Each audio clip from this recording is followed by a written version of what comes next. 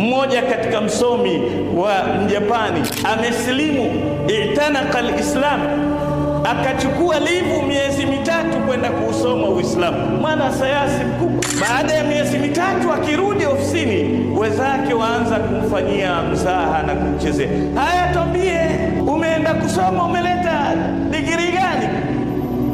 Akawaambia, wallahi digrii niloileta hamwezi kuiona, wala mimi mwenyewe siwezi kuibeba na mkono wangu, lakini imejaa kwenye kifua changu. Nimepata kitu kikubwa sana ambacho ulimwenguni nilikuwa kitu hiki sidhani kama sikwenda pale kwenye Uislamu ningekipata. Nini?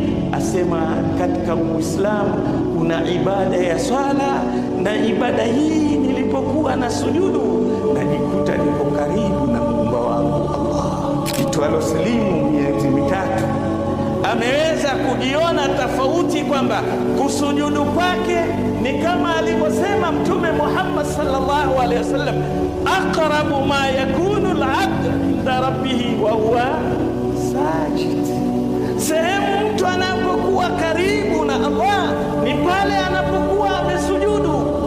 Sasa huyo asema, mimi katika kubwa, shahada kubwa niloipata ni kule nimejikuta na ibada ya kuniweka karibu na Allah. Wakamuuliza, ukiwa karibu na muumbaji unapata nini? Asema sifa za muumbaji, badi'u samawati wal ardi, aloumba na kuinnovate mbingu na ardhi, annahu qawi, ana nguvu, wa idha kuntu aqrabu ilayhi fa anni qawiyya. Kwa hivyo madamu yeye ana nguvu, mimi nikiwa na yeye karibu nina nguvu, napata nguvu. Annahu al-aziz, Allah ni mshindi, idha tarabtu ilayhi, basi na mimi vile vile nikiwa karibu na yeye nitakuwa aziz. Haya ni mambo ya mtu